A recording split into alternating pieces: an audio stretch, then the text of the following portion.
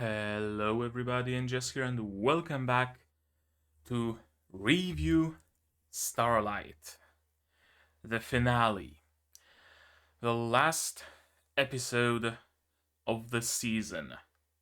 Now we still have 3 OVAs, a recap movie, and a movie proper to go through, so it's hardly the end of Revue Starlight on my channel, and who knows, I might even pick up the gacha and stream it every now and again. We'll see about that. But as far as the season proper is concerned, today is the end. And I wanted to say that Revue Starlight has been fairly light on paranormal and metaphysical stuff so far, but I would be lying. It's simply that today's episode, the finale, will be way out of there, even as far as Revue itself is concerned. The series as a whole is very metaphorical, very surreal, and today's episode, if what the previous episode set up is to be believed, and I fully trust that it is, today's episode will be an epitome of that. It will be the climax of the entire season, both story-wise and weirdness-wise. At least that's the vibe I'm getting, and I'm both excited and scared to watch it. I really want to watch it, but at the same time, I kind of don't wanna risk it. I'm not sure if I'm ready for that, those sorts of feelings. If not for the fact that I'm recording it, I would have probably put off watching this finale for like a month or so, but I'm recording it for you all, so I'm gonna soldier through and I'm gonna watch it. This episode is going to be a little bit late on Patreon. Yesterday I was recording. I was live streaming the first Symphogear live. You might be able to find the VOD on my channel. So I wasn't able to record it yesterday. I'm recording it today. Terribly sorry for the delay, but I mean it was caused by a good cause, so to speak. And similarly, I decided that the concert, because I believe there's also a Revue concert or some stage play or something like that, as well as the recap movie, I'm gonna check them out on a live stream as well. So be on the lookout for that. But with all that being said, the last episode was very setupy. I think that was generally the purpose of the previous episode. It was both a payoff of what's been going on up until this point, as well as a setup for the finale. We joined Karen in sulking around the school, essentially. We saw that she lost her glimmer. That's very important. Despite the glimmer not being taken from her through the means of a review, because of her losing and someone else winning, despite all of that, she did lose her glimmer, because her glimmer was Hikari. Light, glimmer, right? It's in the name. I mean, how much more heavy-handed can we get there with symbolism, right? Hikari herself was Karen's glimmer. And someone left a comment on episode 11.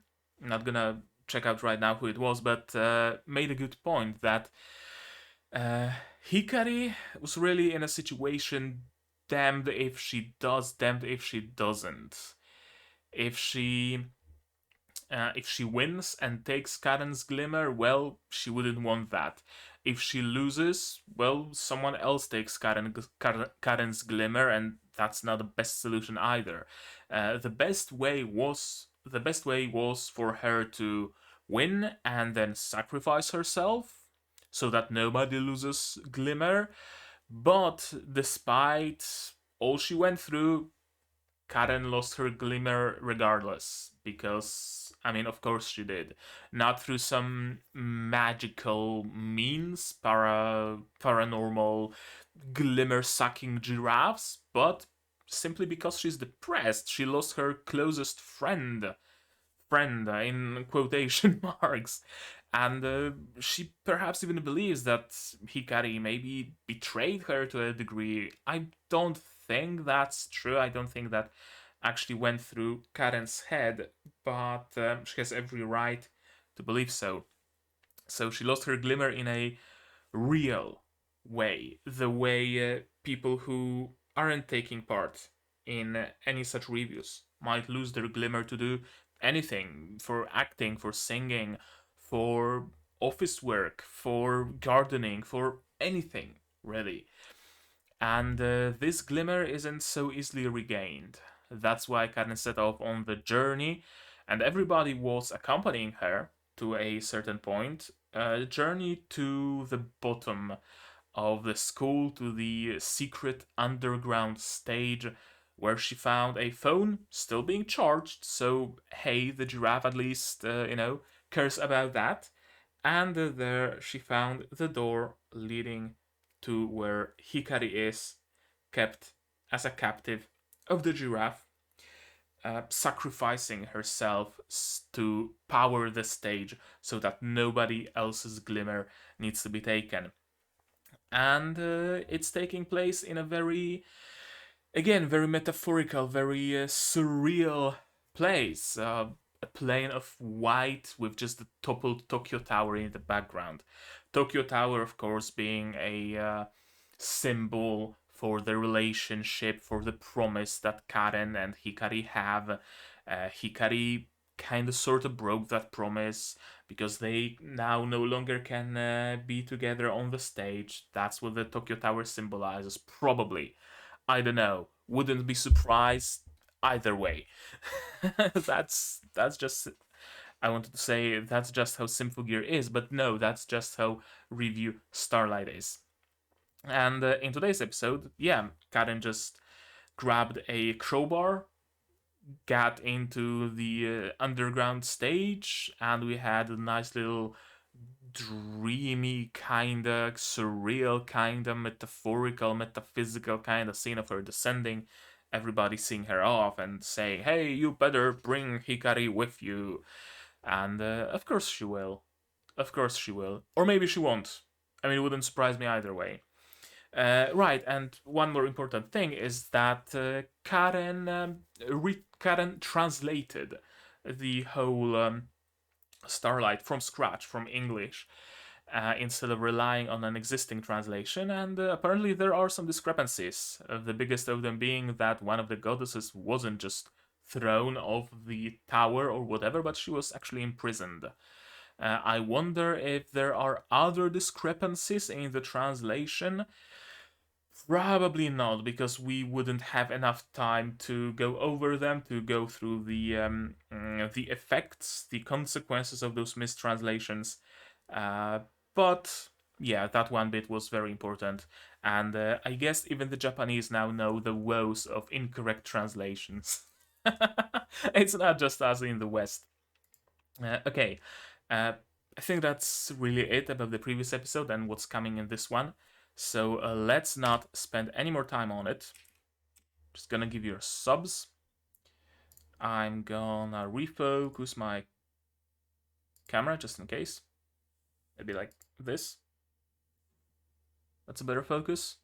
That's a better focus. I can see, thanks to my facial hair, if focus is good or not. One of the reasons to keep it. But yeah, you get your subs.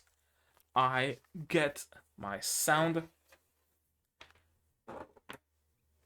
I really need some flatter headphones so I don't need to get this low on camera. Or actually, I'm just gonna bring the camera a little bit higher up.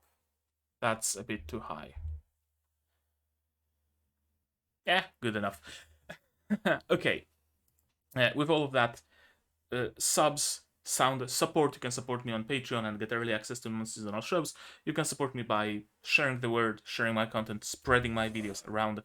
It always helps very, very much. With all of that out of the way, now, for real, now we can start watching episode 12, the finale of Shoujo Kageki Revue Starlight. Subs by Ripple, as always. And we can start watching it as soon as I move my camera a little bit after all. And as soon as I count down from 3, 2, 1, go. That's a very upbeat music.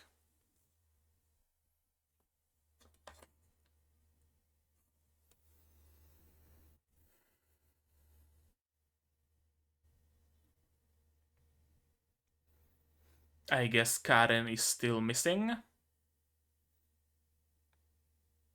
I know the pain of glasses fogging up.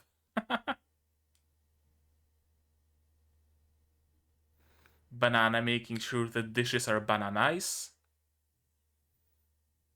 Hikari and Karen calling it now. That's the symbolism.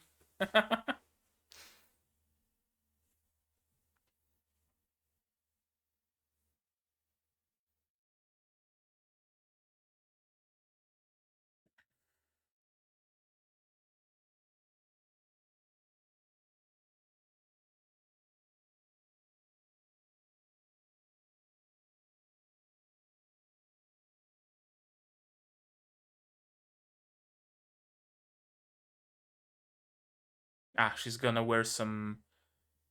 I thought, yeah, basically rags.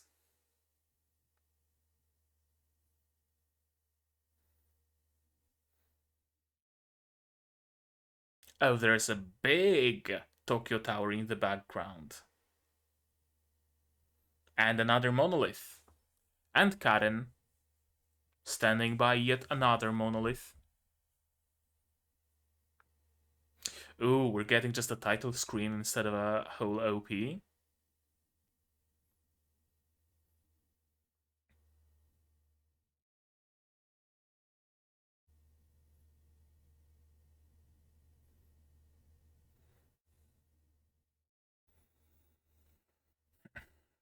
Of course, lost her memories, lost her glimmer, because the glimmer is being siphoned to power the stage. Or something. And she's building a tower to seize the stars. Out of stars.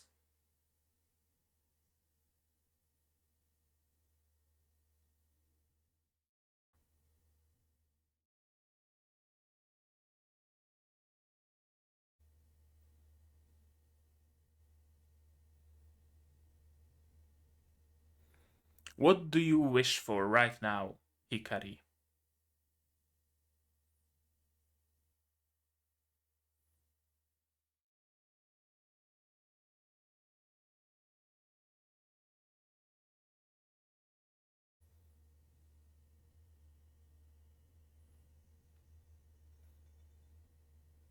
Hmm?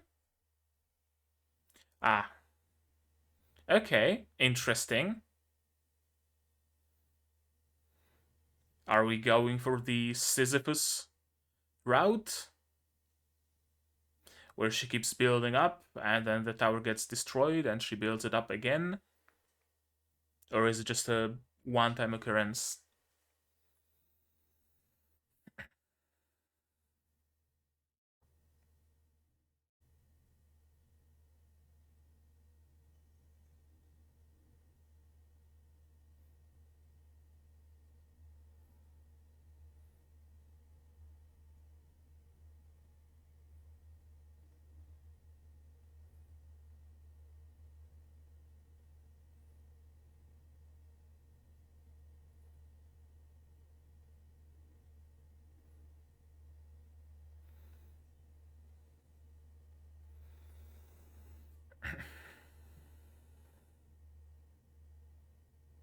Oh, okay, so we're going the Sisyphus route, it seems.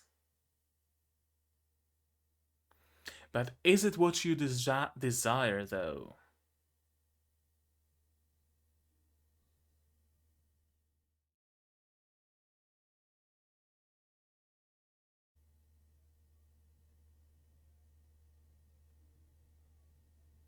implying she could have chosen differently.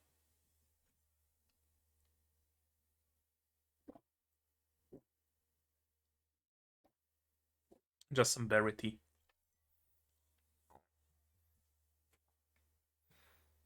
And life in the dorms continues as if nothing ever happened. Snip snap, time for crab.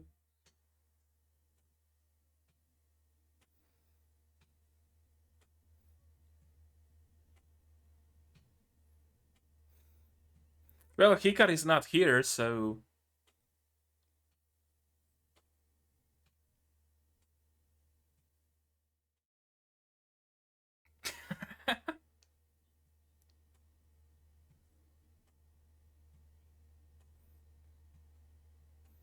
For a moment, I thought that Junna is having that crab claw in her tea, but no. It's not a cup of tea, it's some container for the shells, I'm assuming.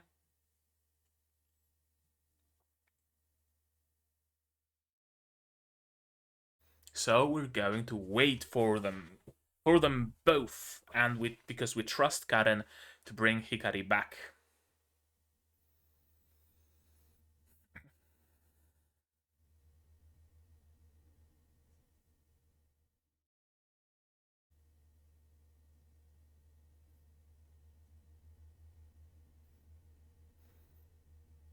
You have some rocks that aren't buried, so okay. She constantly, over and over repeats the words of Starlight. It truly is an eternal stage. But you like it, don't you? You like her jumping in, because that makes an unpredictable stage. Exactly what you want to witness. Yep, that's exactly what she did. Confirmed.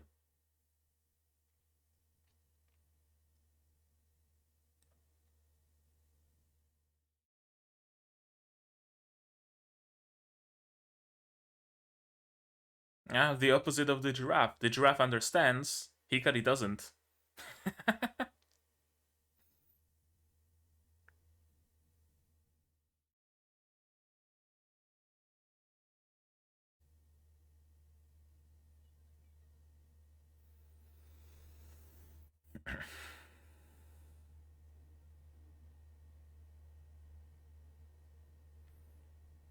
Are you able to see the star, though? And by what means? Because trying to seize it by building a tower doesn't seem like the way to go.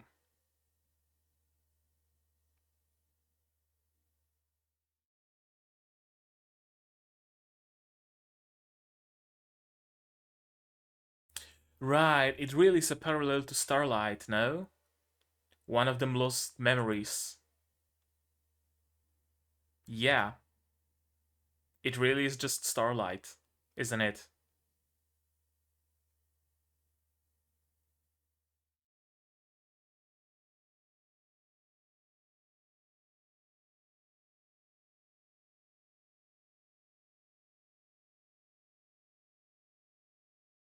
Yes, just mindlessly replace Starlight. And here comes the Wrecking Ball.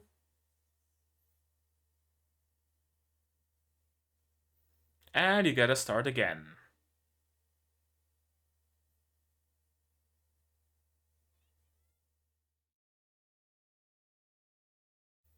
Oh, okay.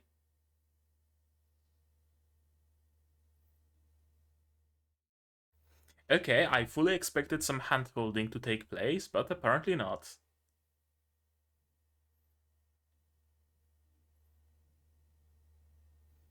Yeah, she just constantly repeats the same thing.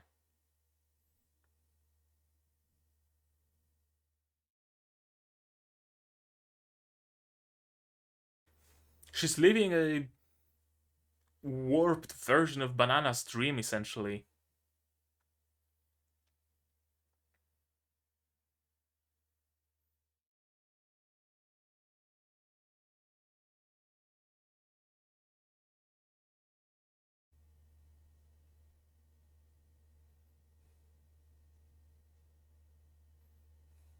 Yeah, completely mindless.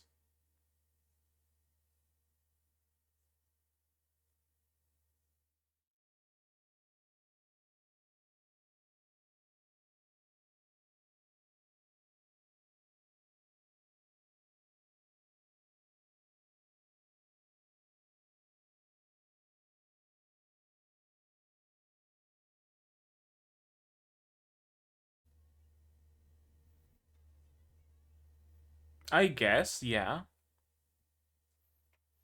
Okay, she remembers. She remembers after all.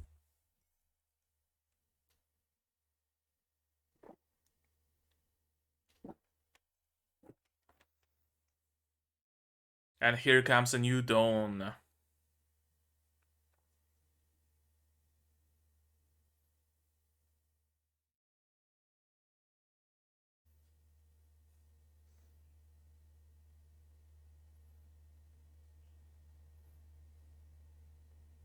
And ooh,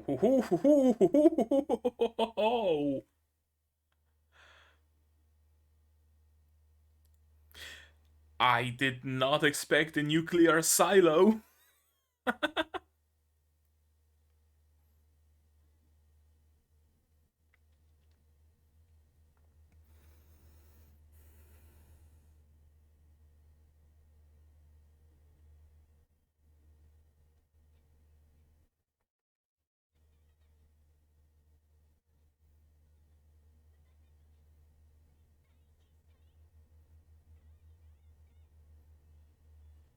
Henshin, she is remade.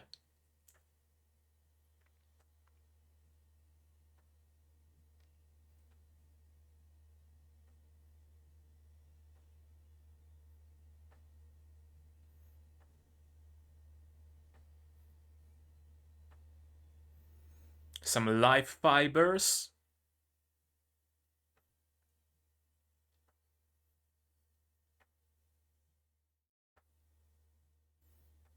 Man, how I wish there was a sequel to Kill La Kill.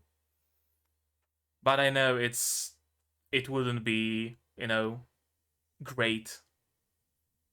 Kill La Kill ended. There shouldn't be a sequel to it. I kinda wish there was. Review of Star Sins. Final chapter. Okay. Karen versus Hikari.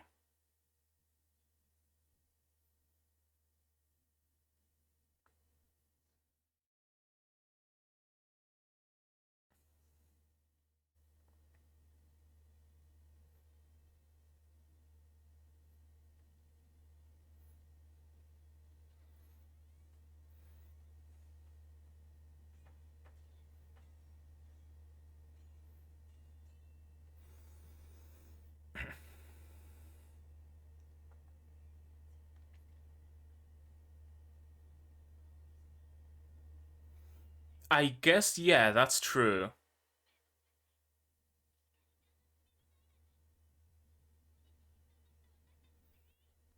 I mean, probably. Probably.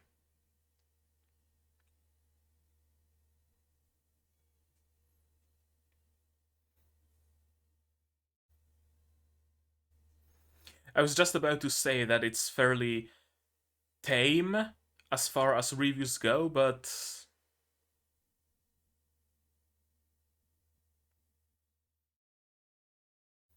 yeah, a performance needs an audience.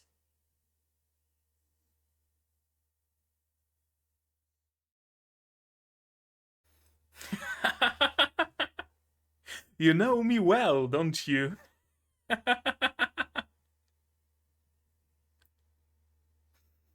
I love the breaking of fourth wall here.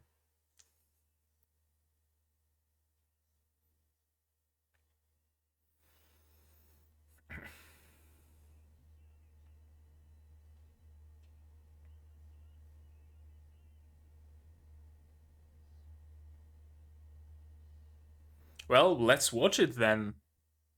I understand it as well right now. I'm with you, Giraffe. Cheers!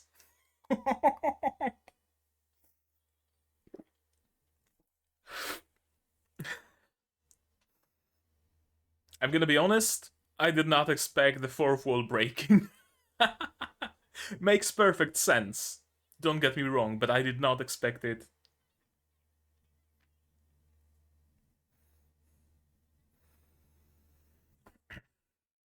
I mean, technically, you can perform a monologue as a performance as well.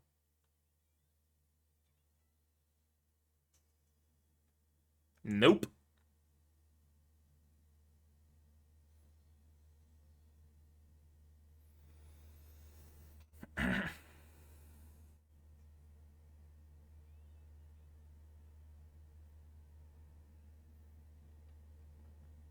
One goddess remains at the top, the other falls from the tower.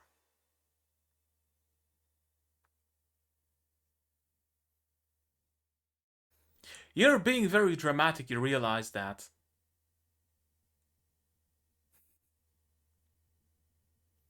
Who's that? Karen.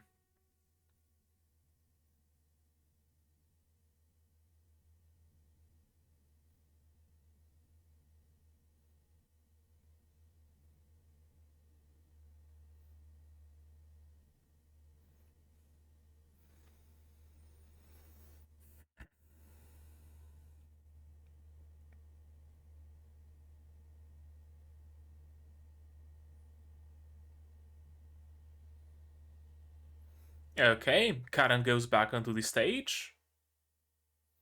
Or what's happening? Yeah, she's back.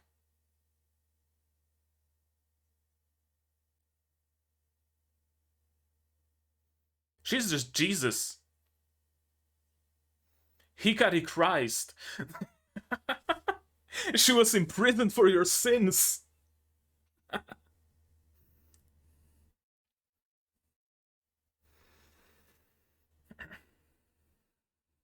Yeah.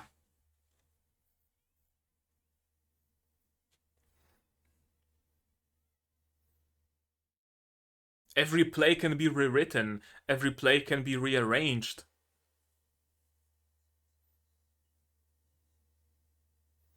The continuation of the end.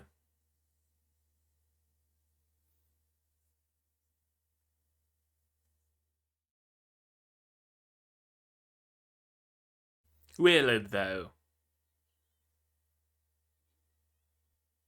Oh, that's powerful. Still everything I am. Damn.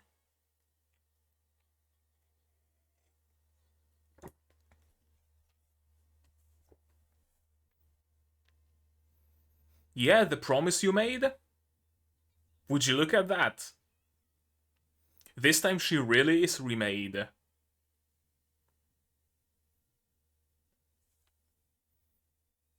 Tokyo Tower out of nowhere? Sure. Doesn't surprise me anymore.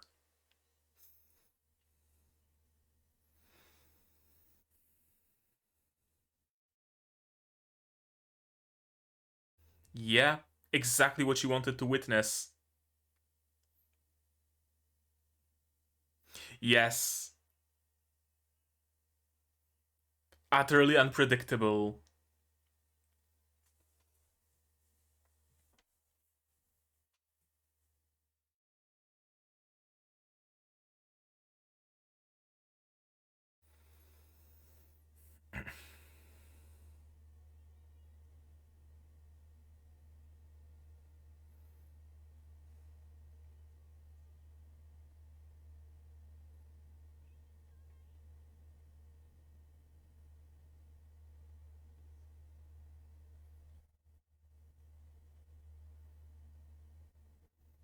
Yeah, it all goes way back to when they watched Starlight for the first time.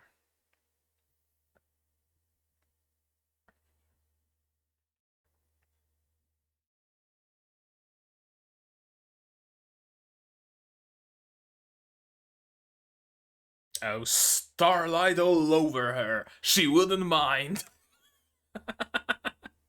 New chapter, the Starlight Gatherer.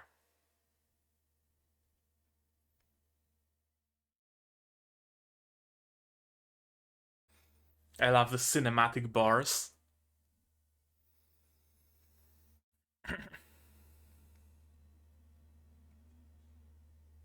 Review of Starlight Gathering. Huh.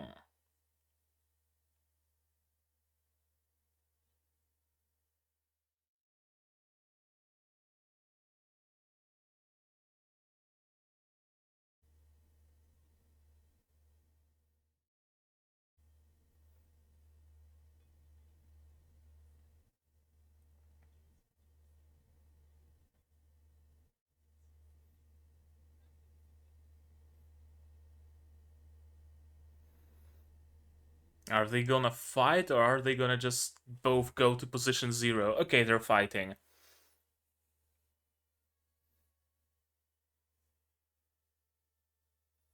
Or are they kissing?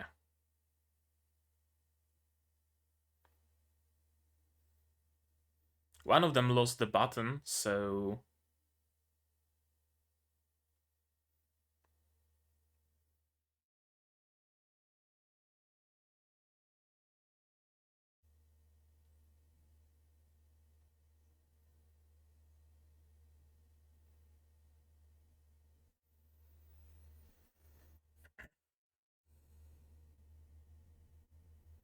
I guess Hikari lost this time?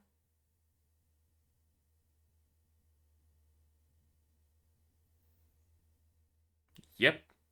Hand holding at position 0. Back in the dorms.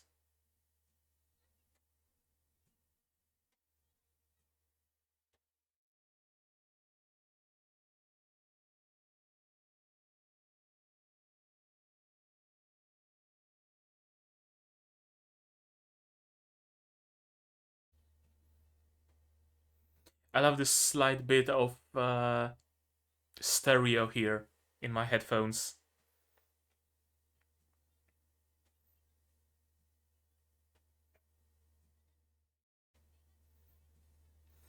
Here's the giraffe. They rewrote the Starlight.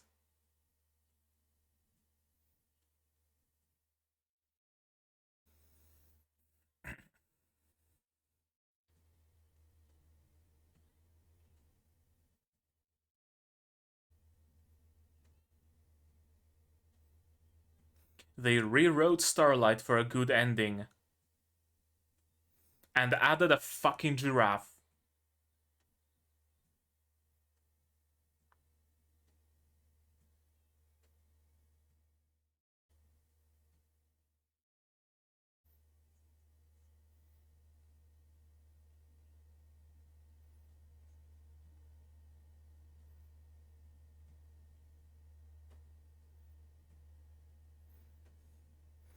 A 100th Starlight. Rewritten. Remade, one could say.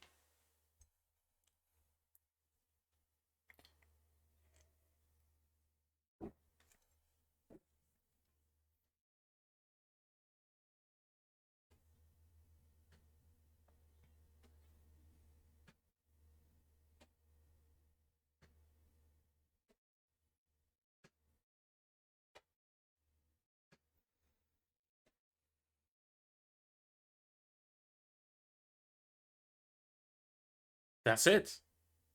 That's the end. Very... honestly kind of abrupt, not gonna lie, but I didn't dislike it. Hmm. Hmm. Hmm. Hmm. No, this view. Yeah. Because we should go through it again. Shall we? Uh, honestly, I kind of wish the OVAs. Honestly, I don't know how can the OVAs and the movie continue from here, because the story has concluded. right? They had their Starlight, their play. They now know what the deal with the Revue is. I don't think, like, I can't see how they can continue. The OVAs, okay, the OVAs, I would be fine.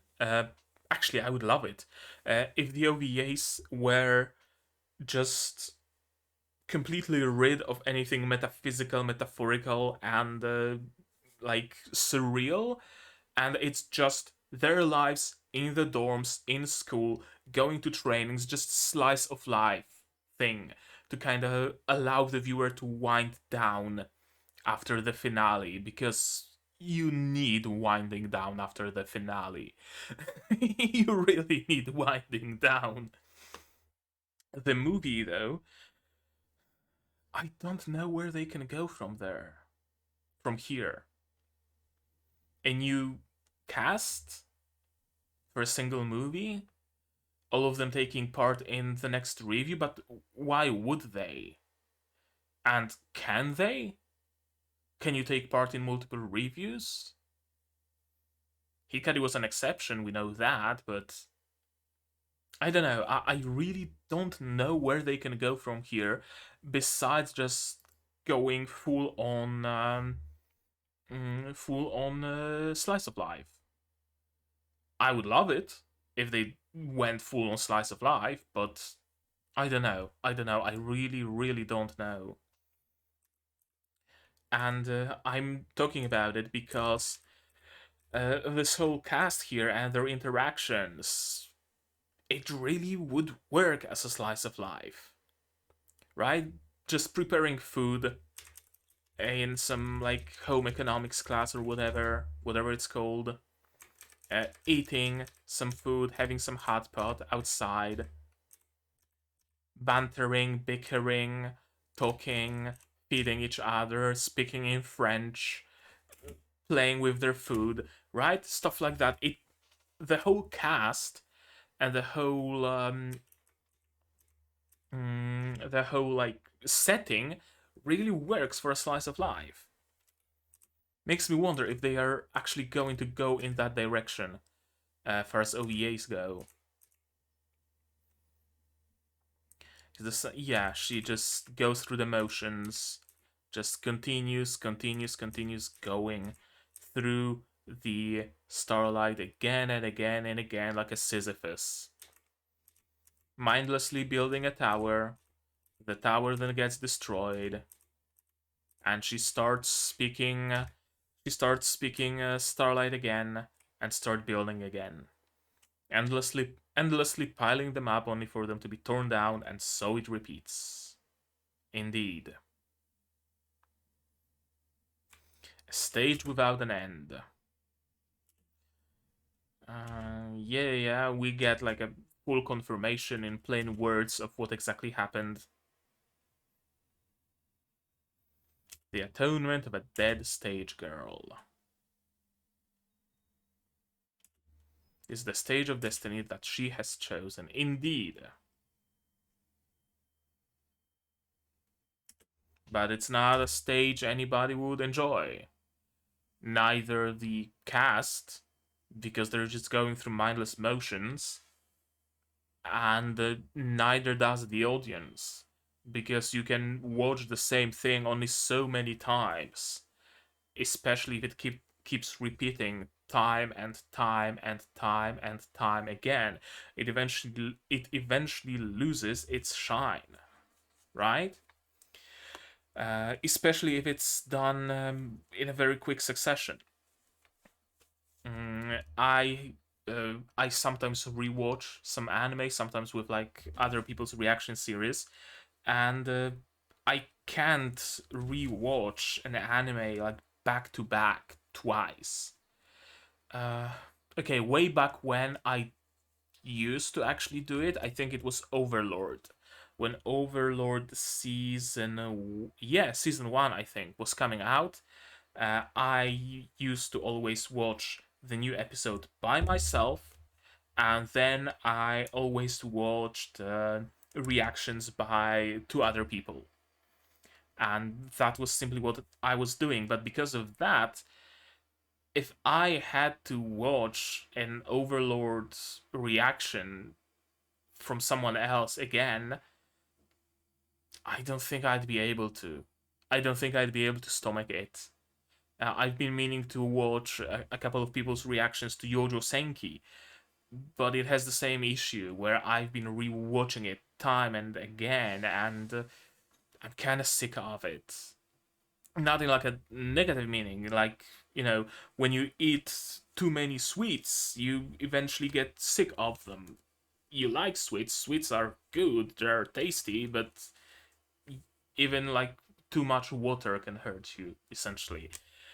Uh, So yeah, the stage keeps repeating, but that's not what the giraffe wants. The giraffe wants unknown, unpredictable, a brand new, unpredictable, shaken up stage of destiny.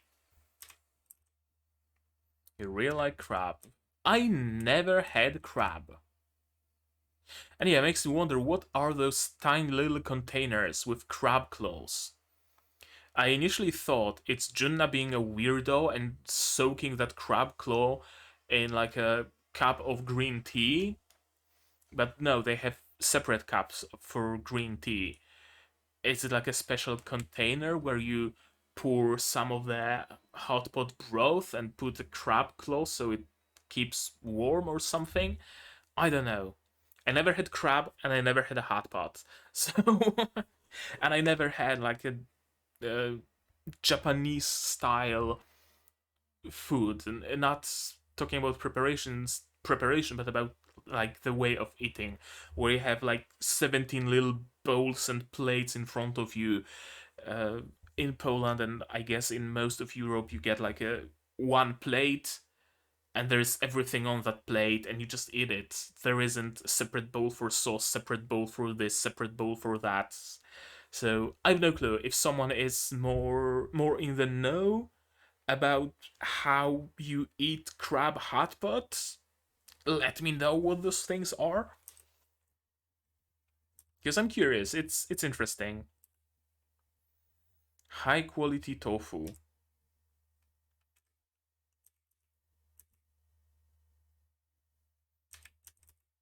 and of course a little friendly banter. It was a lot of fun. What, the review or your preparations? It's only for a short time, but it was really fun. I really treasure my time with them. Huh. Karen does always seem to be chasing one thing after another. Okay, yeah, they're talking about Karen and Hikari, but they're talking about them as if they were like fucking dead or moved out somewhere, dropped out of the school and moved out of the dorms. It was only for a short time, but it was really fun. Like, no, it's still gonna be fun. I really treasure my time with them. Well, you're gonna spend more time with them. Don't talk about them like they're dead. I mean, they did leave them their own portions of the hot pot, I guess. So, uh, and yeah, one of the portions doesn't have tofu. Both of them have a crab claw, three crab legs, a shrimp, three pieces of a leek, a carrot. The left one has both have two. I think it's shiitake. I think it's shiitake. Two shiitakes. The left one has some greens, probably like bok choy cabbage and wakame. And the right one has tofu and the light green, I don't know. It's probably not wasabi, but maybe it is. Who knows? Maybe it is. And yeah, she continues going through the motions as the giraffe watches. Jumping in on your own again, but you wouldn't want it any other way, would you? 1, 2, 3, 4. 1, 2, 3, 4, 5. One, two, three, four, five, six. No, it's not six. One, two, three, four, five, six, seven. There's 9 girls. Hikari and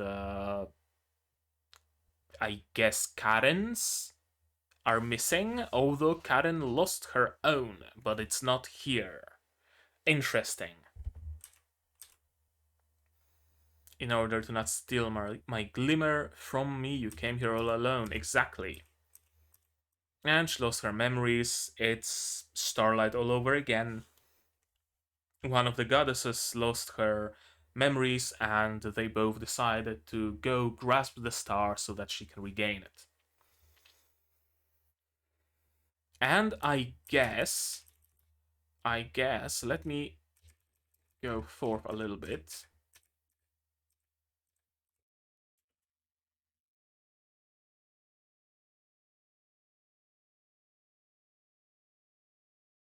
Come on, show me the shot.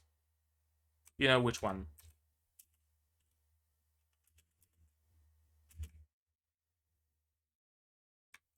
Yeah. There we go. Okay, I know you have your hairpin in your hands. I just want to see it.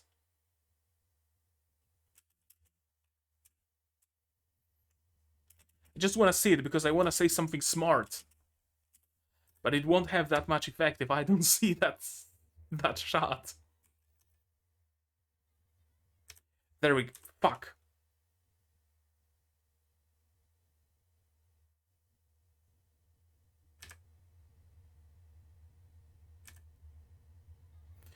There we go.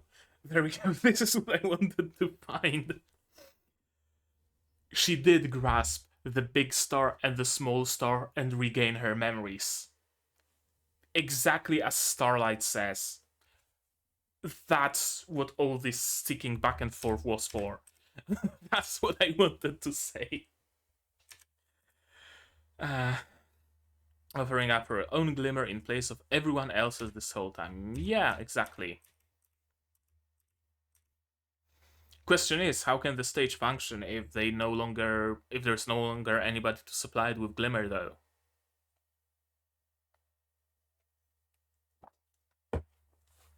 I know we're probably like not meant to question it. The whole thing of the stage being powered by glimmer is probably very much like metaphorical, metaphysical, and whatnot. It's not that the giraffe literally just pours a canister of glimmer into the generator, gives it a rip or two, and it starts working, and that powers the stage. But I can't help but sometimes look at it from like a literal perspective, literal standpoint. If them, all of them losing their glimmer isn't a thing, and that's not powering the stage, and now Hikari isn't powering the stage either, what is powering the stage? I don't know. Doesn't matter, probably. Yeah, she remembers. The lines have stopped. The stage has been cut short. Initially, I didn't understand what he meant about the lines have stopped. I thought it's like the lines, as in the strings that the stars were hanging on. But no, the lines of text, like Hikari stopped reciting the Starlight. The lines have stopped, the stage has been cut short.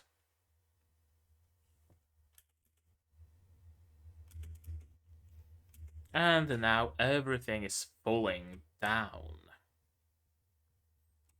There's no meaning to this. This is interesting. There's no meaning to this star tiara. Just like the stars that Flora and Claire aimed for. It is a light that lures new sinners to the stage of destiny. Interesting. Uh, my reading of it, and I'm not sure how accurate it is because it doesn't necessarily fit with what we've seen, but the only reading I can get on it is essentially the whole review and the tiara that you get for winning the review is literally just a lure, just a trap. One that attracts all of those who think themselves good enough and who are haughty enough to believe that they deserve to be the best. That it's not enough that they strive to be the best through their own means, they deserve to be made the best by magic, essentially. And the Revue lures them all and then punishes them for their what's the word? Punishes them for their I forgot the word. It's on the tip of my tongue. Fuck.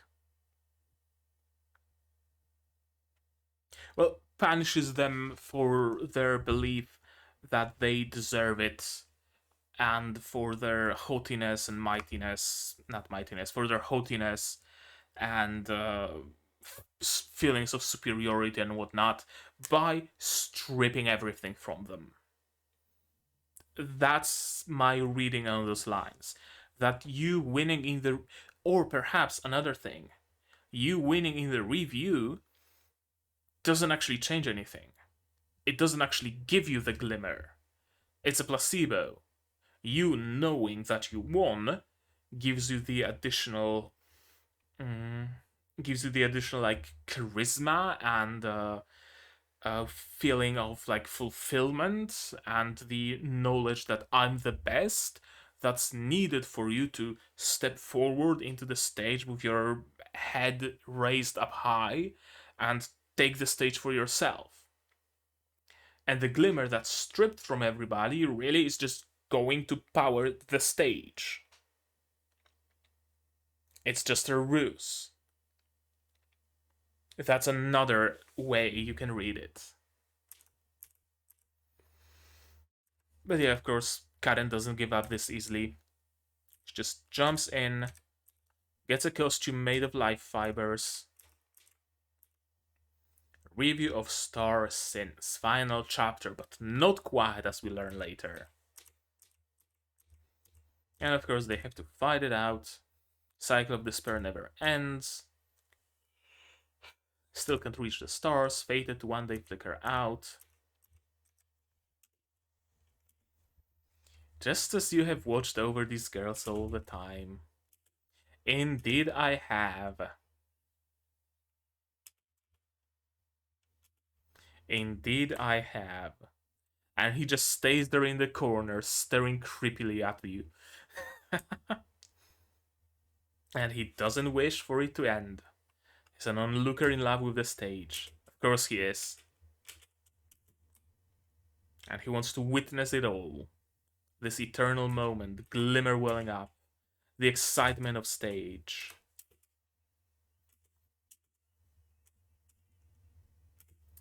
I fucking love this voice actor.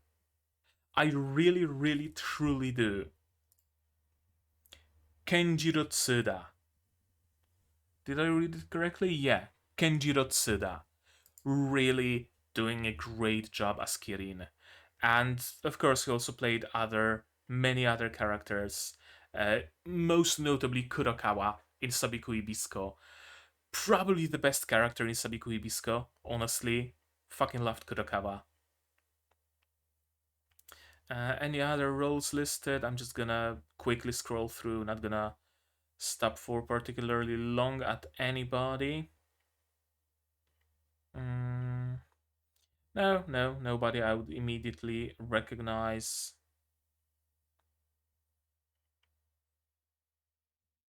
Oh, the main character in Mao-sama Retry. That actually makes me wanna watch Mao-sama Retry. I might watch Mao-sama Retry. I've read the manga. The manga is cool. Starts off as regular book standard isekai, but quickly turns into something interesting, something fairly unique. And hopefully the anime is as good as the manga is. Although it does cover the more like generic part of the manga, I guess. Kaiba in Yu-Gi-Oh! That I did not expect.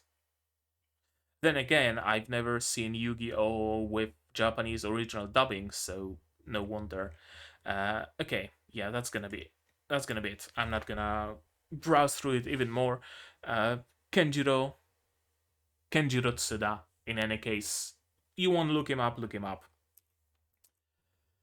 My name is Claire. I committed the sin of the stars. Will not come true. No, it won't come true. And she lost. Karen lost. She lost her button. She lost the review. She's on the audience. But she is remade. She doesn't give up. She regains her glimmer immediately. Doesn't even take her as long as Hikari needed to regain her glimmer. Karen just like that, back in the game. Completely unprecedented. There must be another ending. Indeed. Indeed, Hikari, let's write a fanfiction together. Laura fell from the tower, but she could have climbed. I mean, if the Starlight ended with her falling, who knows what happened next? Nobody. Nobody wrote it. So let's write it. Let's write our own new original ending. Stage of Destiny without an end. That's what you wanted, didn't you? Except so far you've been getting it by constantly looping the stage, looping the Starlight. But no, the continuation of the end is starting. The encore. What was that? Is it thunder outside? Maybe. There was some weird flicker of light. I don't know if that caught up on camera. Maybe it did, maybe it didn't. I saw it on my OBS. Maybe it's just my lights flickering. I don't know. Hopefully I'm not gonna lose power or anything like that. Knock on wood. Yeah, it is being remade indeed.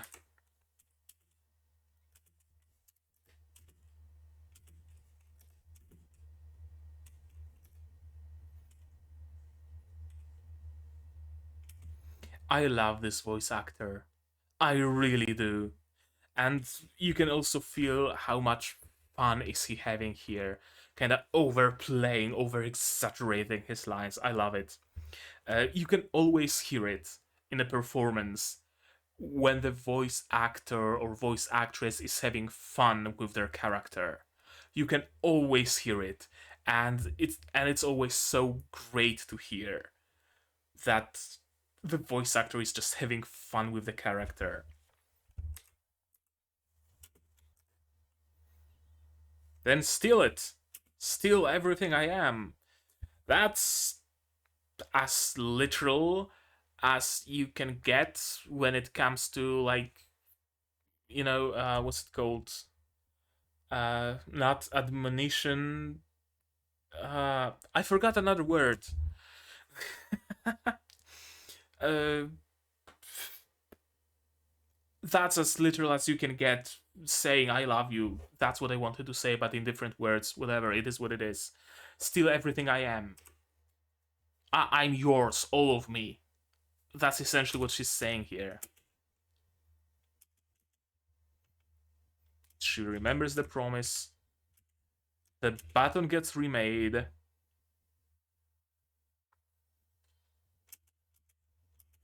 And Karen herself is also remade. And we get this. This always shows at the beginning of a review. No, at the beginning of her henshin, just the big neon sign, or rather, it's usually just a big like typography logo kind of thing.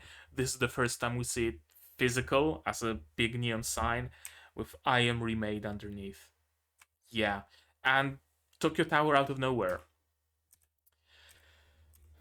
I guess it was said. It was said that the stage reacts to the one who has the most glimmer, and the stage is reshaped for them. So that shows how strong of a glimmer and how much glimmer Karen has. She's able to bring the half of the tower from underground. She's able to create this scene. she's able to bring the Tokyo Tower crashing through the wall, connecting both halves of the tower. Stage girl who jumped in is starting the continuation of the ending.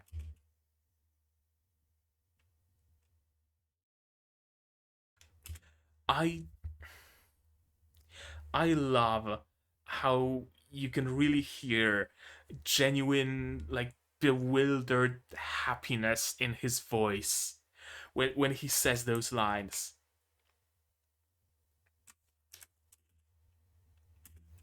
The stage girl who jumped in is starting the continuation of the ending? You can almost see him doing this excited face, smiling. Could it be? Could it really be? Oh my word! Oh my word, it's really happening! I love it. Stage no one can predict, indeed.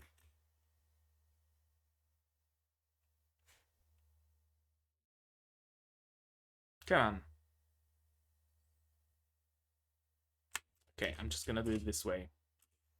Stage that no one can predict, exactly what the giraffe wanted. Stage I've been longing to see, both of us on the stage together. Finally.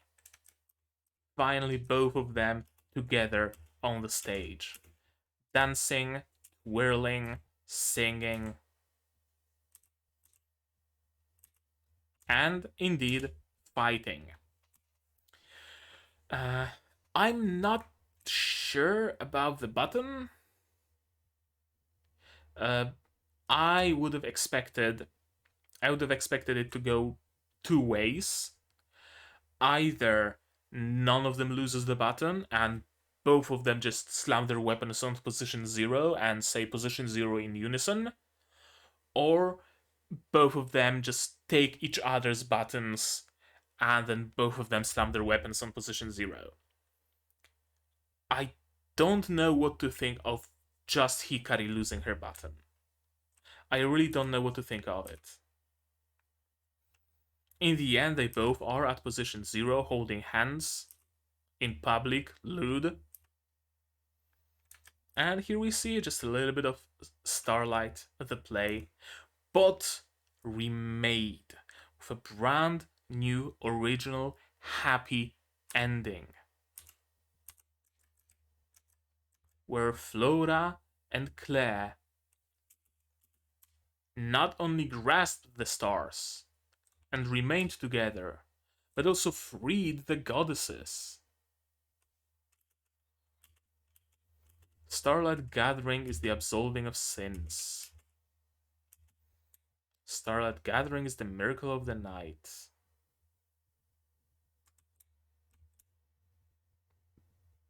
Claire, Flora, and it shall be bestowed upon you the star which you have longed for. Some hand holding at the end.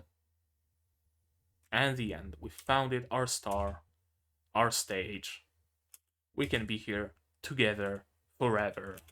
Well, hopefully not forever, but together. Starlight 100. Karen Aijou, Hikari Kagura as the leads. 99th generation second performance. Oh, interesting. What was the first? May we reach the skies. New Eternal Tale. Yeah, stage girls connected by destiny. New Eternal Tale. Starlight. There we go. That was... What can I say? That was Revue Starlight. Okay, I'm gonna leave it on this frame so that it gives some additional light on my face. Apparently, one ring light isn't quite enough. Okay.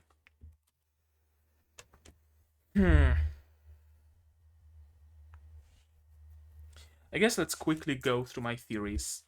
What precious few theories I had, because there weren't many of them.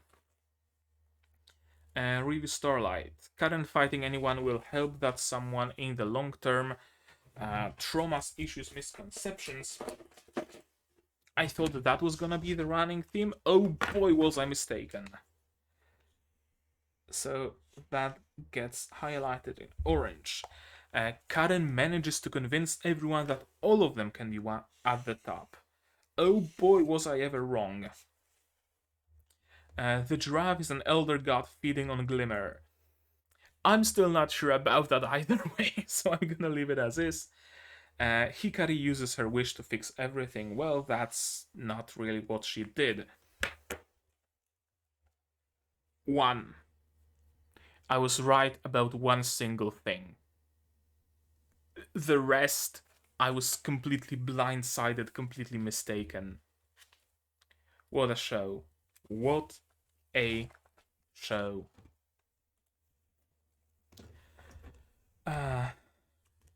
Okay, I guess now is the time to talk about the episode itself, isn't it? And I'm honestly not sure what to say.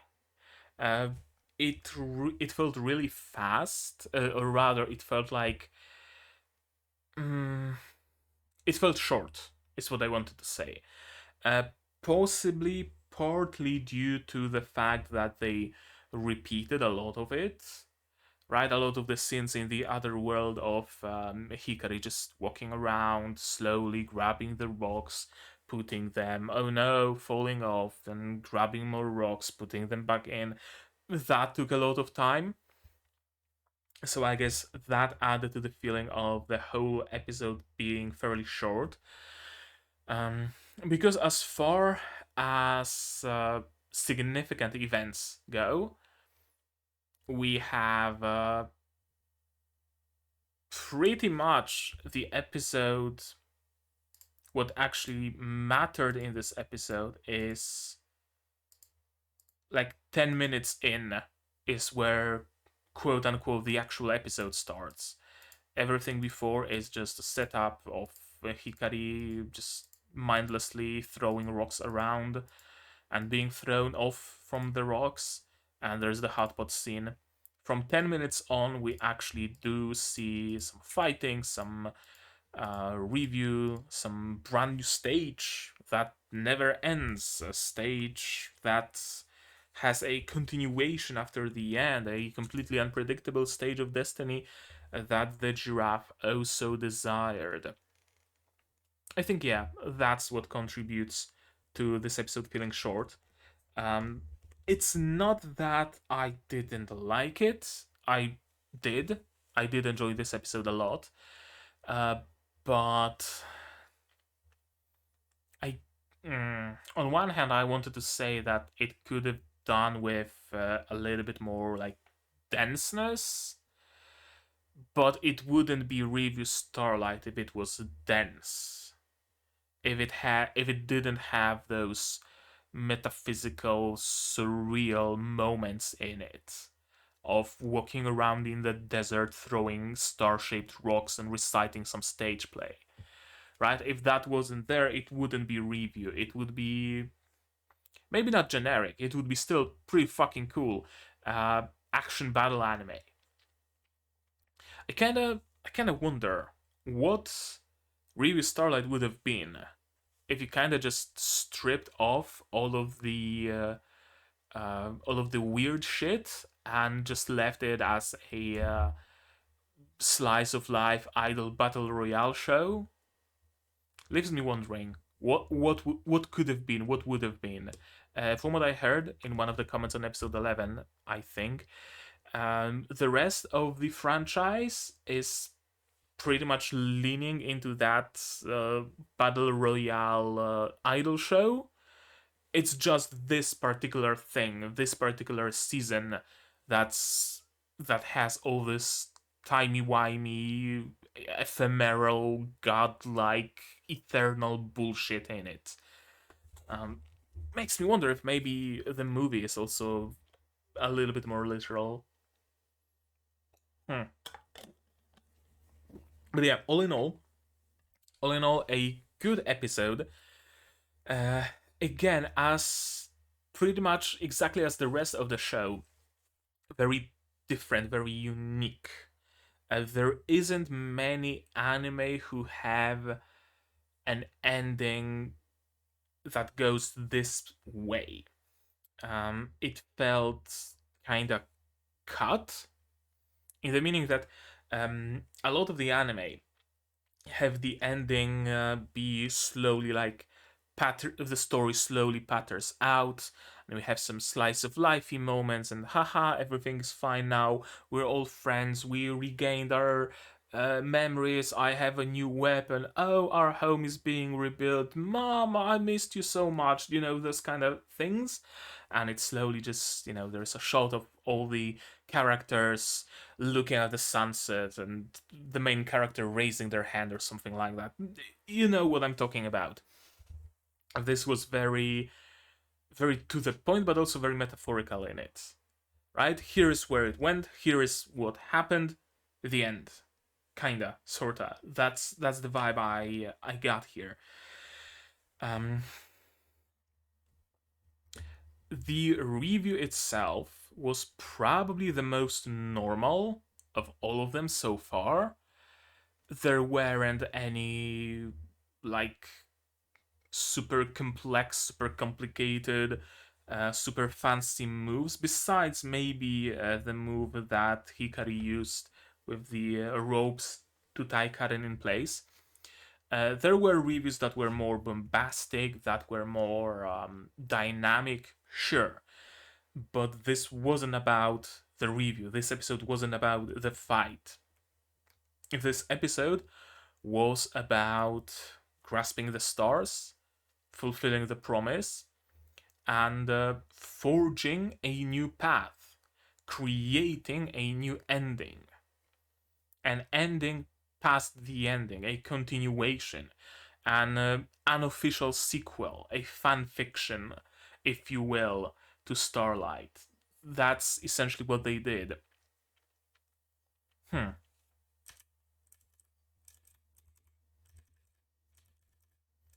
Yeah, I'm going back and forth because I kind of want to say more about this episode, but I honestly don't think there's that much more to be said here. I think everything that needed to be said, I did say either during the reaction proper or later when we were going through it step by step, frame by frame.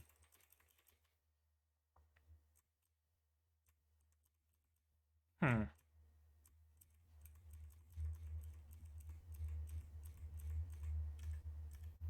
Connected by destiny, a new eternal tale. Yeah, I think that's genuinely gonna be it. I have that feeling in the back of my head that I didn't mention something, that I didn't say something, that I didn't notice something, that I should be talking and talking and talking and analyzing and talking about it, but I can't. Uh, I said everything I needed to say. Anything more would be just me spinning in circles. So, I guess that sums up my thoughts about this episode. Uh, Very weird, but very proper, very appropriate ending for the show, I guess you could say. As far as the show itself goes, it really eludes description, honestly. Um, there are shows, most shows really, where I can easily talk about them, right? If someone asks me, hey, I heard of this show, what's it all about? Do you recommend it? I can tell that person the gist of it, more or less. I can, like, talk to you and tell you the long and short of the plot of, I don't know, Yojo Senki, Overlord, Hataraku Mao-sama, whatever. Review Starlight really eludes my description. I think that's the best description of this series. It makes me feel at a loss.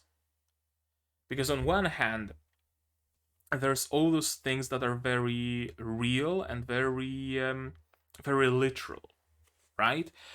All of their time spent in the dorms, training, a little bit of interpersonal drama, right?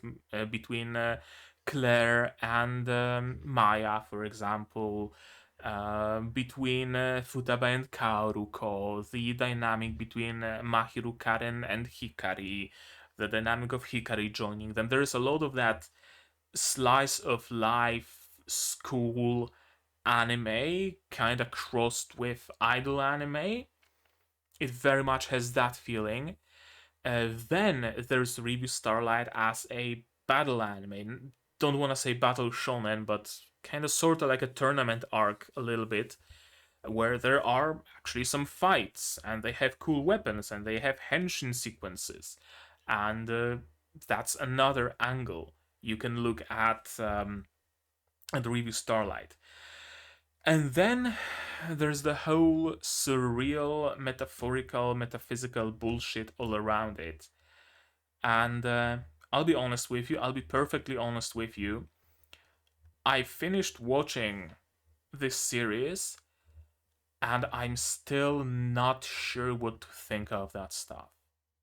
I liked it, I enjoyed it, my brain was fried many a time, but I would be hard pressed to tell you what exactly it was about.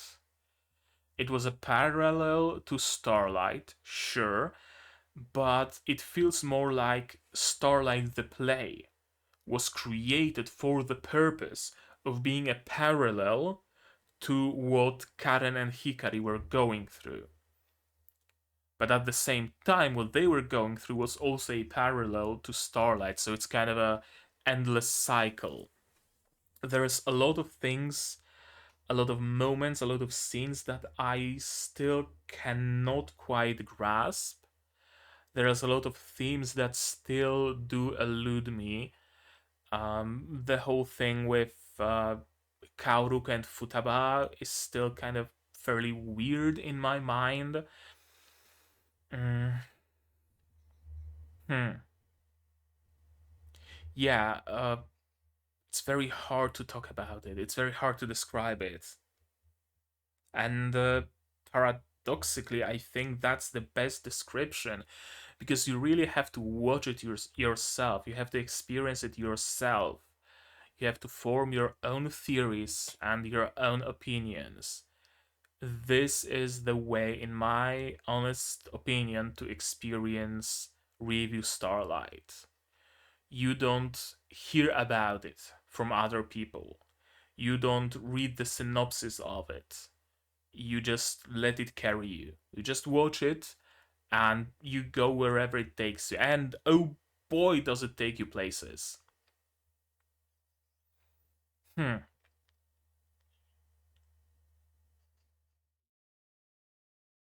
Hmm. Yeah. I think that's as much as I can tell about, as I can say about the themes of this show. It really works as a slice of life. And I kind of hope that the OVAs and perhaps even the movie are focusing on those very elements and those very moments because the series itself this season had enough denseness and enough excitement and enough things happening to fill a season, three OVAs, and the movie. There were no stops, there were no downtime episodes, there were no chances to wind down. It was constant weirdness, mindfuckiness, and just coolness, enjoyment. There wasn't a single episode of downtime. And it creates something that really flows well, but it's also, I will readily admit, very tiring. It is very tiring to watch Revue Starlight. Yeah, I wanted to say that it's almost that it's about as tiring as like Symphogear and Virgin Road, but no. Virgin Road and Symphogear are also kind of tiring a little bit, but are much, much lighter than Revue Starlight. Revue Starlight really is tiring, but it's tiring in the way exercise, for example, is tiring. Sure, your legs hurt, your muscles ache, but then you're done with your exercise, you drink a bottle of ice cold water, and you're satisfied. And that muscle ache feels good. You're tired. You're completely flat. There's not an ounce of energy in you, but it feels good. I think that's how I can describe Review Starlight. It's kind of like an exercise but for your mind. I guess that's how you can put it. And I don't even know what I was talking about because I went on this weird, weird sidetrack. Mm, yeah, that I kind of wish that the OVAs and the movie focus more on the slice of lifey stuff than on the weird stuff. The battles, the combat, very cool, very imaginative. Most of all, thanks to the living stage they're fighting on, they could do some really cool things. Um, More often than not, with complete disregard for like spatial continuum and the laws of physics and whatnot, but we're not here to watch period accurate sword fighting, right? We're here to watch something cool. We're here to watch a play on a stage. We're here to witness that. And we were given exactly that. We were given a show in the full meaning of the word. And the battles really feel like it. They really feel choreographed, they feel purposeful, they feel really worked on and really loved. The combat isn't for the sake of combat. It's not for the sake of deciding a winner. It's not for the sake of deciding a loser. It's for the sake of being showy. It's for the sake of being flashy. It's for the sake of the enjoyment of the audience, both in lore, kind of sorta, and also in the meta sense, where it was done this way as far as the production of the anime is concerned. Combat here is not means to an end, it's an integral part of the show. And I really did enjoy it. I don't think there was a single fight that would be particularly weak. Everything had its gimmicks, um, everything was interesting. I also like the relative variety of weapons they're using. Perhaps a bit of a weird point to bring up, but a lot of anime around, like, there's that whole genre of like fight school, where there's a school of women, of girls that for the generations only they have been able to use the weapons of their soul or something. But oh no, there's a male student that appears and he can also use the weapon of the soul. That's unheard of. You know the genre very well because there's been a period of time where every single season had like 5 anime following it. That was before the isekai boom, there was that fight school boom. And what was I on about? Weapons. And in all of those anime, there was swords and weird swords and bendy swords and kind of curved swords and maybe a double sword sometimes, or maybe a Zweihander sword, or maybe a short sword, or maybe a long sword, or maybe something that kind of resembles a saber or a scimitar. And there was like one character that had a spear, and that was mind blowing. What? Someone has a spear in a sword anime? the sword is the default. That's why I really like how they've shaken it up in Revue. Sure, there's a lot of swords. Maya uses a sword. Karen uses a sword. Uh, Mahir thing also uses a sword. Banana uses two swords, double wields them. Claudine, I think, uses a rapier or an S-stock or something like that. So does Maya. But Futaba uses what's it called? A halberd. Hikari uses a dagger with a rope. Revue Starlight weapons. What other weapons are they using?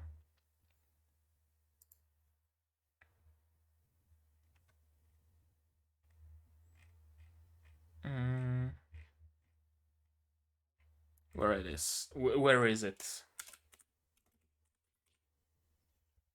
Yeah, Futaba has an axe or halberd. Junna has a bow.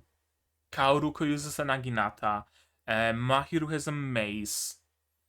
Claudine has a longsword. Karen has a cutlass. There we go. Finally found a list of weapons on TV tropes of all places.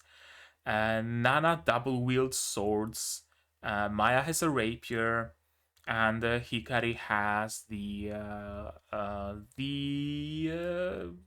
dagger on a string.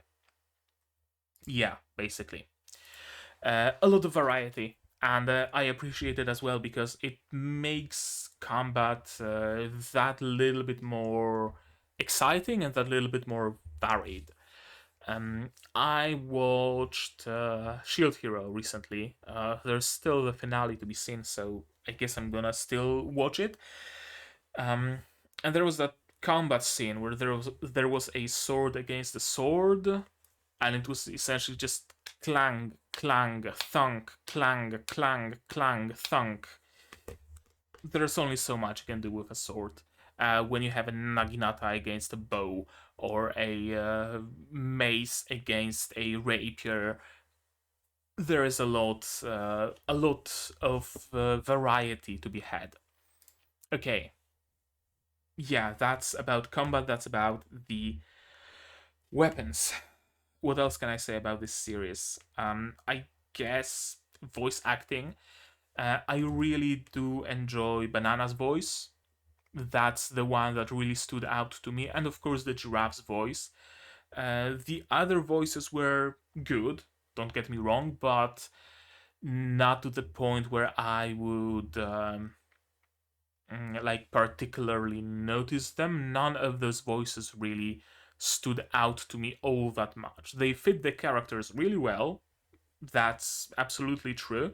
But as far as voices that did stand out to me, that was Banana, and that was, of course, Kirin, the giraffe.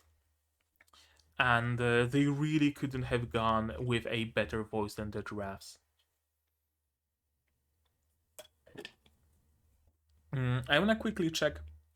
Uh, did Banana voice anybody else?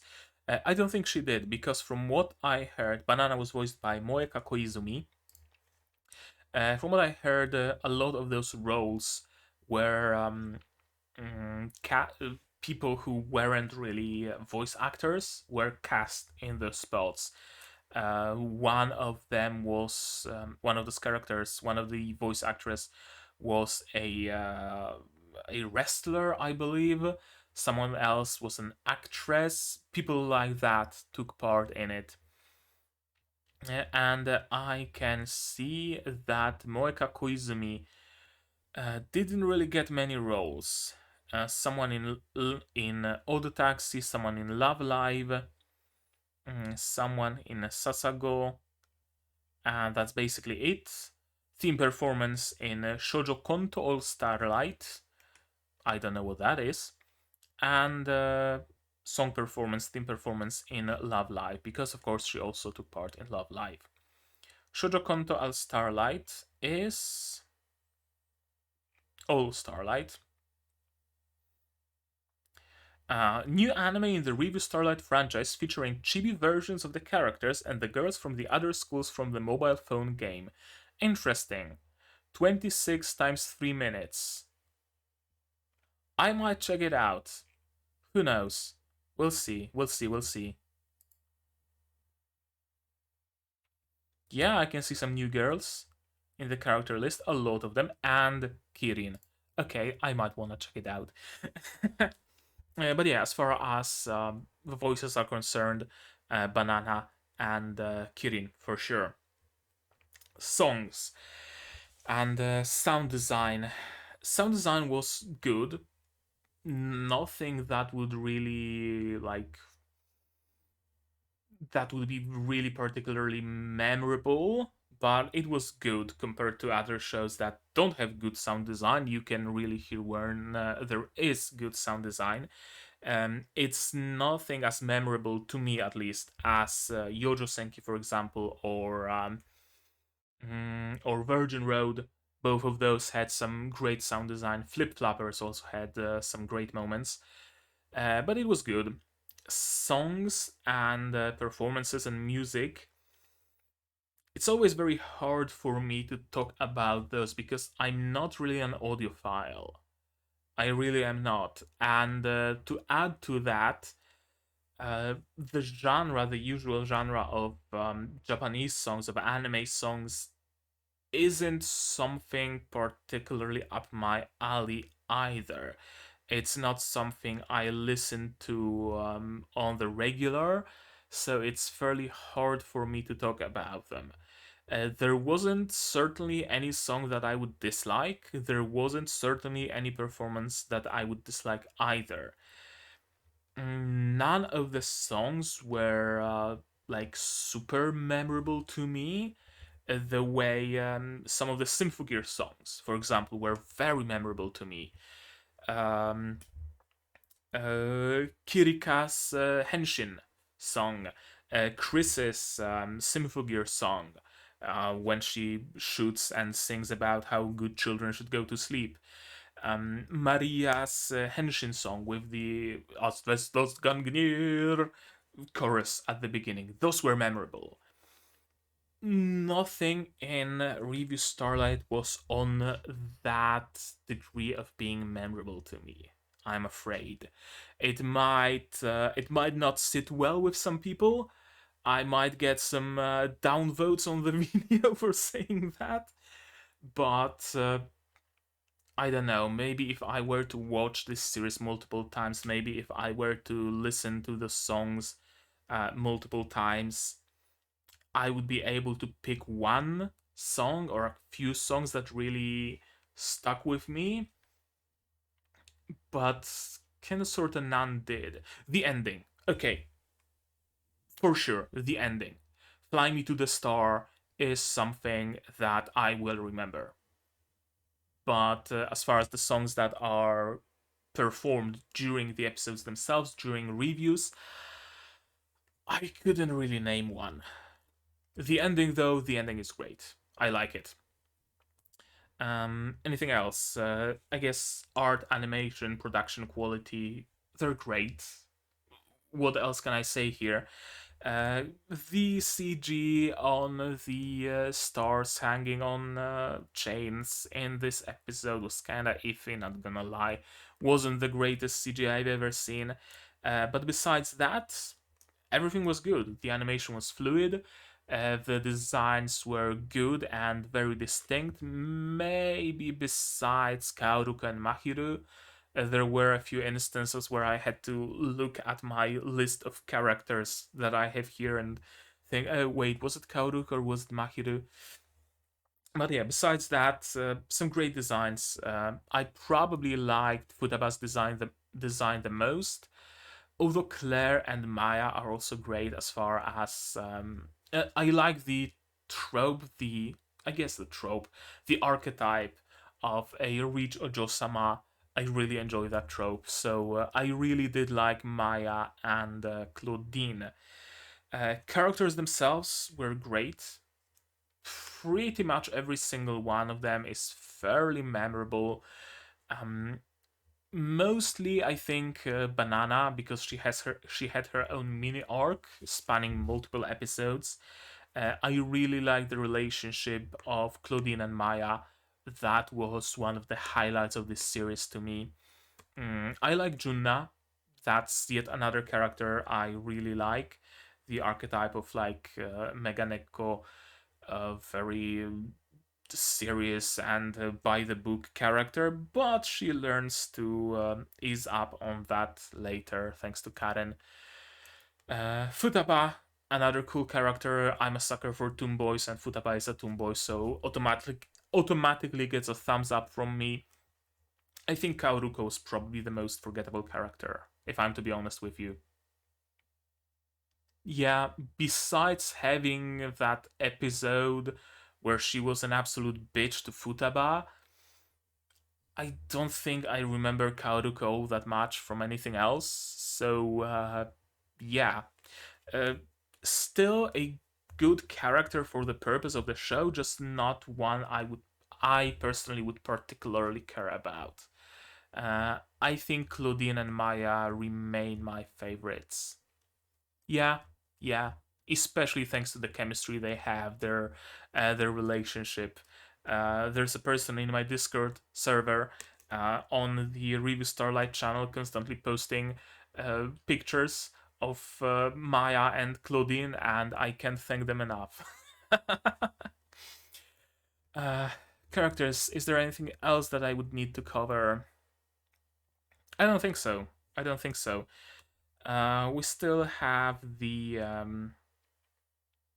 yeah, we still have the OVAs to watch, we still have the recap movie to stream, we still have the movie proper to watch. So I'm gonna meet you guys there, and we're gonna watch those.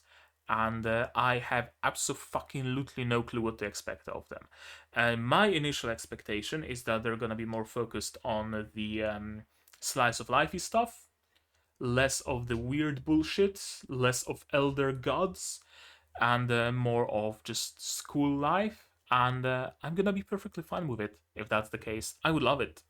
But besides that, I have absolutely no clue if even my prediction of it being a slice of life is correct, or maybe we're just gonna go jump straight onto the stage of destiny with a new set of characters fighting against the Kirin, or maybe Kirin will decide that, hey, yo, that doesn't count because something, and you have to battle it all again, and I don't know. I don't know. It's really anybody's guess. Certainly not mine. I genuinely have no clue what to expect.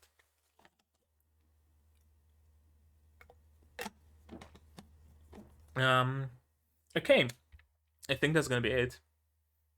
I I'm not gonna take up any more of your time by just spinning in circles and talking about things I've already talked about. So I'm just gonna tell you to leave a comment down below, telling me what you thought of this episode, of my reaction, of my theories, if I had any. I don't know. If I missed something obvious, do let me know, absolutely. If I misinterpreted something, in your opinion, or obviously misinterpreted something, also do let me know. That's perfectly fine, especially now that we ended this series. I'm not afraid of spoilers anymore. Of course, keep the OVA and movie spoilers to yourself, but as far as this series, this season is concerned, it's free reign for everybody. Like this video if you liked it, disliked it, but tell me why so I can improve.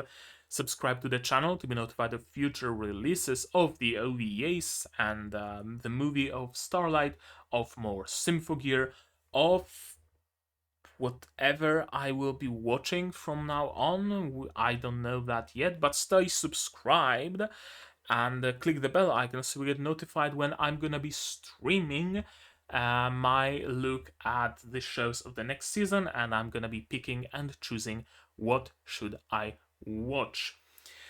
Like, comment, subscribe. What else? What else? If you really like what I'm doing, you can support me on Patreon down in the description below. For $10 a month, you get early access to non-seasonal shows like Revue, like Symphogear, like whatever other non-seasonal shows I decide to pick up. And for just $1, you get access to a special role on my Discord server, and you also get a place in the credits. And if you don't want to spend any money, you can of course do so as well, or rather not do so, by just sharing my videos, spreading the word. That's free to do, and it really helps the channel a lot. I'm forever grateful to everybody who just sees someone talk about Symphogear and sneakily posts a link to my account and saying, hey, this dude is watching Symphogear, might want to check him out. Thank you all. And there's a new way to support me. I've no clue how it works exactly quite yet, but there's Throne, a link in the description. It's essentially like crowdfunded gifts. I added some stuff to the wish list, and you can pitch in if you want or not. It's entirely up to you. Join my Discord, link is here, link is in the description.